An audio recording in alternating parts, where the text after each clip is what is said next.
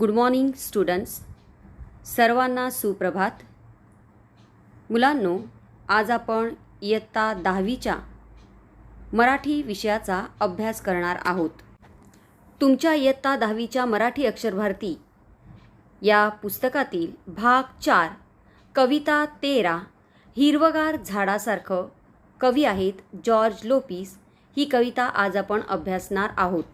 चला तर मुलांनो, सर्वात प्रथम कविता 13 हिरवगार झाडासारखं या कवितेची आपण प्रस्तावना अभ्यासूया. कविता 13 हिरवगार झाडासारखं. कवी आहेत जॉर्ज लोपिस. जन्म 1950, मृत्यू 2005. अत्यंत संवेदनशील कवी. सत्यकथा या अंकातून त्यांच्या काही कविता प्रसिद्ध झाल्या आहेत. रक्तात भिनलेल्या कविता पूर्ण झाले आहे, हे त्यांचे कविता संग्रह प्रसिद्ध आहेत. झाडांची सहनशीलता, दातृत्व, सहकार्याची वृत्ती, कठीण प्रसंगातही घट्ट पाय रोवून राहण्याची वृत्ती इत्यादींचे वर्णन प्रस्तुत कवितेत केलेले आहे. आनंदी जीवन जगण्यासाठी हे सर्व गुण आपल्या अंगी बाणवावेत, झाडांसारखे हिरवेगार, ताजे, प्रफुल्लित राहावे असा संदेश प्रस्तुत कवितेत दिला आहे. तर मुलांनो, या कवितेत कवी जॉर्ज लोपिस यांनी माणसाला झाडासारखं हिरवगार जीवन जगण्यासाठी संदेश दिलेला आहे. मुलांनो, आपल्या आयुष्यात झाडे आपल्याला खूप मदत करतात. झाडांपासून औषधे, फळे, फुले इतकंच नाही तर लाकूडही मिळते आणि प्रवाशांना सावलीसुद्धा मिळते. आणि म्हणून या कवितेत एक असा संदेश कवी जॉर्ज लोपिस यांनी दिला आहे. चला तर मुलांनो, सर्वात प्रथम ही पूर्ण कविता आपण वाचून घेऊया. झाड बसते ध्यानस्थ, ऋषीसारखं मौन व्रत धारण करून तपश्चर्या करत. पक्षी झाडांचे कुणीच नसतात, तरीही झाड त्यांचं असतं. मुळावर घाव घातला तरी झाड मुकाट सहन करते.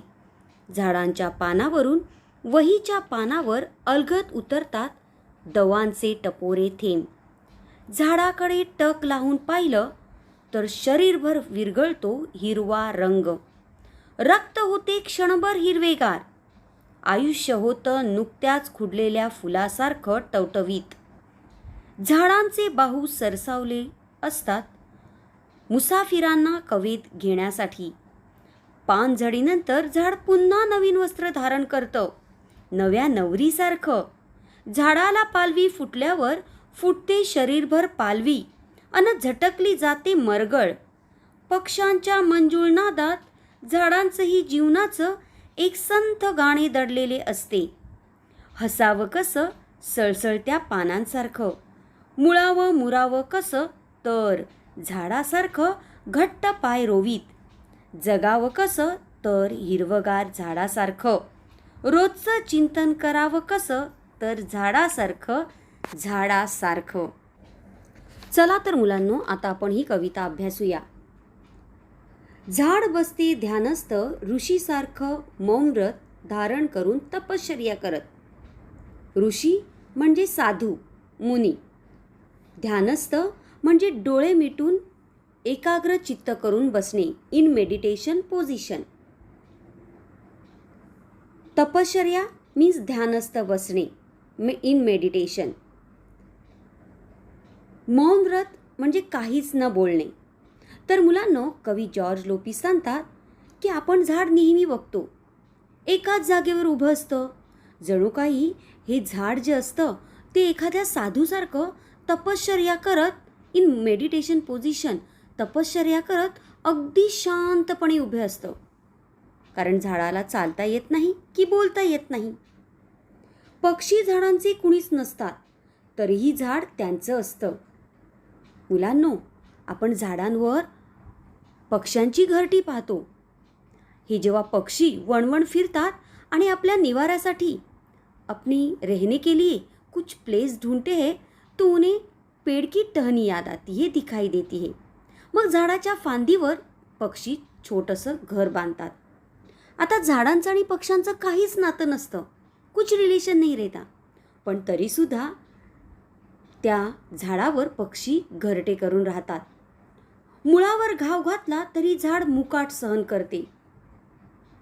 मुलांनो, एखादा लाकूड तोड्या आला आणि कुऱ्हाडीने जेव्हा तो झाडाच्या बुंध्यावर जोरजोरात घाव टाकतो, तेव्हा ते झाड काहीच बोलत नाही. ते शांतपणे सगळे घाव सहन करतं. ए, मुझे मत तोडो असं बोलू पण शकत नाही ते झाड. झाडांच्या पानावरून वहीच्या पानावर अलगद उतरतात दवाचे टपोरे थेंब. दवांचे दव मीन्स ड्यू ड्रॉप, टपोरे मीन्स मोठे. कवी म्हणतात की मी ज्यावेळी सकाळी उठतो आणि माझ्या घरासमोर जे मोठं झाड आहे त्याला जेव्हा पाहतो, तर त्या झाडाच्या फांदीवर जी पानं आहेत त्याच्यावर ड्यू ड्रॉप्स मीन्स दवाचे टपोरे थेंब पडलेले असतात. और वो ड्यू ड्रॉप देखकर कवि बोल रहे हैं कि मेरे अंदर की कला जाग उठती है. माझी कला जागते आणि मी ते दवाचे थेंब पाहून लगेच एखादी कविता लिहायला सुरुवात करतो.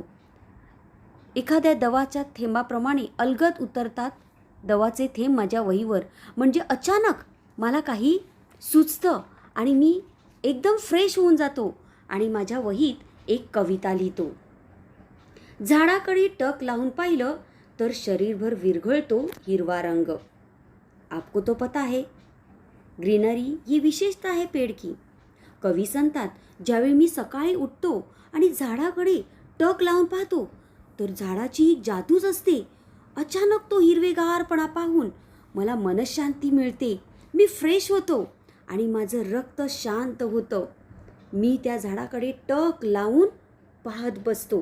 टक लावून पाहणे म्हणजे एकाग्र, एकाच नजरेने पाहणे, एकाच गोष्टीकडे नजर खिळवणे. शरीरभर विरघळतो हिरवा रंग. और जैसे ही मैं उस पेड़ को देखता हूँ, हरे भरे पेड़ को, हिरव्यागार झाडाला पाहतो, तर अचानक मला त्या झाडासारखं टवटवीत झाल्यासारखं वाटतं आणि तो झाडाचा रंग पाहिल्यानंतर मला अगदी ताजेतवाने वाटतं. आयुष्य होतं नुकत्याच खुडलेल्या फुलासारखं टवटवीत. मुलांनो, ज्याप्रमाणे आपण एखाद्या झाडाचं फूल तोडतो आणि नंतर लगेच त्याला एक छोटासा नवीन फुलाचा अंकुर फुटतं, त्याप्रमाणे कवी सांगतात की त्या झाडाला पाहिल्यानंतर नव्याने आयुष्य जगण्याची मला उमेद मिळते. मला ते आयुष्य जे आहे त्या खुडलेल्या फुलासारखं टवटवीत झाल्यासारखं ताजेतवानं वाटून जातं. मी एकदम फ्रेश होतो. टवटवीत मीन्स फ्रेश, अगदी ताजे होणे. नेक्स्ट, झाडांचे बाहू सरसावलेले असतात मुसाफिरांना कवेत घेण्यासाठी. मुसाफिर मीन्स प्रवासी, ट्रॅव्हलर्स. कवेत घेणे मीन्स मिठीत घेणे. बाहू मीन्स हात. सरसावणे म्हणजे पुढे येणे. तर मुलांनो, कवी जॉर्ज लोपिस म्हणतात की मुलांनो, झाड हे दुसऱ्यांवर नेहमी परोपकार करतं, उपकार करतं. जणू काही झाडांच्या त्या फांद्या सर्वांना सावली देतात आणि जे भटकते मुसाफिर असतात, प्रवासी असतात, त्यांना जणू काही सावली देऊन, आपली सावली देऊन ते जणू काही ते आपल्या प्रवाशांना मिठीत घेतात असं वाटतं. पानझडीनंतर झाड पुन्हा नवीन वस्त्र धारण करतं, नव्या नवरीसारखं. धारण करणे मीन्स परिधार करणे, घेणे अंगावर घेणे. पानझडी मीन्स पान गळती, मीन्स लीफ फॉल सीझन. मुलांनो, झाडांची पानझडी सुरू होते, पानगळती सुरू होते, म्हणजे शिशिर ऋतूमध्ये सुकलेली पानं पडतात आणि त्यानंतर झाडांना नवीन छोटी छोटी पुन्हा पालवी येते. छोटे छोटे हल्के से पत्ते नहीं आते हैं और उसका मतलब है कि जब छोटे छोटे पत्ते आते हैं तो पेड़ और अच्छा दिखता है. जणू काही झाडाने आपल्या अंगावर नवीन वस्त्र म्हणजे कपडे, नवीन वस्त्र धारण केलेले आहेत असं वाटतं. आणि ती नवीन वस्त्र, यानी बच्चों, नए छोटे छोटे पत्ते आने के बाद वो पेड़ नई नवेली दुल्हन की तरह लगता है. नव्या नवरीसारखं शृंगारलेलं ते झाड दिसतं. झाडाला पालवी फुटल्यानंतर फुटते शरीरभर पालवी अन झटकली जाते मरगळ. कवी सांगतात की झाडाला नवीन पालवी फुटते आणि एखाद्या नवीन वधूसारखे झाड अंगावर नवीन कपडे परिधान करते, मीन्स नवीन पानं येतात झाडांना. आणि झाड नुकतेच पालवी फुटलेल्या झाडाकडे त्या पाहिलं की आपल्यावरही, आपल्या शरीरावरही पालवी फुटते, म्हणजे आपल्यामध्ये नवीन उत्साह संचारतो. छोटे छोटे नए नए पत्ते देखकर पेड़ को हमें उत्साह हमारा बढ़ता है, आपल्यामध्ये उत्साह संचारतो असं वाटतं. जीवन जगण्याची नवीन आशा आपल्यात येते आणि आपण आपला आळस झटकून नवीन आयुष्याला सामोरे जातो. मरगळ मीन्स आळसपणा. आपण त्या हिरवेगार नवीन पालवी फुटलेल्या झाडाला पाहतो मुलांनो, त्यावेळी अचानक आपला आळसपणा दूर होऊन जातो आणि नवीन फ्रेशनेस आपल्यामध्ये येतो. पक्ष्यांच्या मंजुळनादात झाडांचंही जीवनाचं एक संत गाणं दडलेलं असतं.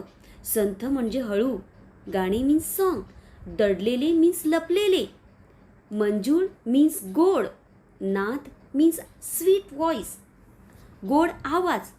तर कवी म्हणतात की ज्यावेळी झाडाला नवीन पालवी येते, नए नए पत्ते फिर से आते हैं पेड़ को, तो मानो वहाँ पर कई सारे पंछी वहाँ पर बैठते हैं, उनको भी अच्छा लगता है, त्यांना सुद्धा पक्ष्यांना खूप छान वाटतं.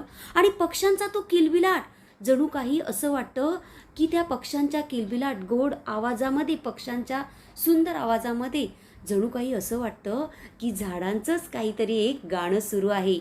मुलांनो, आंब्याला ज्यावेळी मोहर येतो, आम के पेड़ को मोहर आता है, तब बच्चों कोयल जैसे गीत गाती है, वैसे ही सेम जब पेड़ को नए पत्ते आते, सेम त्याच प्रकारे मुलांनो, जेव्हा झाडाला नवीन पालवी येते त्याप्रमाणे झाडांवर छोटे छोटे पक्षी येऊन गीत गातात आणि असं वाटतं की झाडं जणू काही खूप आनंदित आहे आणि आपल्या जीवनाचं गाणं गात आहे असं वाटतं. पुढे, हसावं कसं सळसळत्या पानासारखं, मुळावं मुरावं कसं तर झाडासारखं घट्ट पाय रोवीत, जगावं कसं तर हिरवगार झाडासारखं आणि रोजचं चिंतन करावं कसं तर झाडासारखं. या ठिकाणी कवी जॉर्ज लोपिस आपल्याला संदेश देतात. कवी जॉर्ज लोपिस म्हणतात की माणसाने झाडाच्या पानांसारखं हसावं.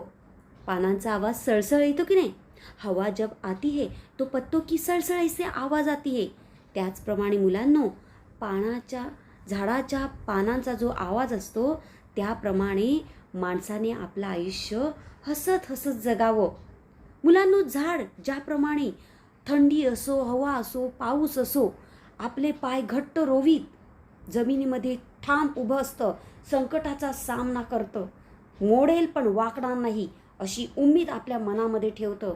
त्याचप्रमाणे मुलांनो, आपणही त्याच निर्धाराने कितीही संकट आली तरी आपण ठाम आपल्या आयुष्यात संकटांना सामोरे गेले पाहिजे, ठाम आपण आयुष्य जगले पाहिजे. मुलांनो, या झाडांकडूनच आपण सगळं काही हे शिकू शकतो. मुलांनो, कवी म्हणतात की जीवनात मुरावं, खूप दुःख सहन करावी, प्रत्येक दुःखाला सामोरे जावं, पण मनामध्ये हिरवागार विचार असावा, चांगला विचार ठेवावा आणि आयुष्य जगावं. ज्याप्रमाणे झाड शांतपणे एखाद्या साधू संताप्रमाणे विचार करून उभं असतं, त्याचप्रमाणे प्रत्येक माणसाने आयुष्याचं चिंतन केलं पाहिजे. अगदी झाडासारखं, ऋषीमुनीसारखं शांत उभं राहून, घाव सहन करून, म्हणजे संकटांना सामोरे जाऊन, ठाम राहून, सखोल विचार करून आयुष्य जगलं पाहिजे आणि स्वतःशी अंतर्मुख झालं पाहिजे. रोजचं चिंतन करावं कसं तर झाडासारखं शांतपणे उभं राहून सगळ्या गोष्टींचा प्रतिकार करायचा आहे आणि हिरव्यागार झाडासारखं जगून आपलंसुद्धा आयुष्य आनंदित जगायचं आहे, उत्साहित जगायचं आहे. अशा प्रकारे मुलांनो, ज्याप्रमाणे झाड आपल्याला सगळं काहीतरी देण्याचा प्रयत्न करतो, स्वतःला काहीच ठेवत नाही, त्याप्रमाणे आपणसुद्धा माणसाने असाच विचार केला पाहिजे, परोपकारी राहण्याचा विचार केला पाहिजे, तर आपण त्या हिरवगार झाडासारखं आयुष्य जगू.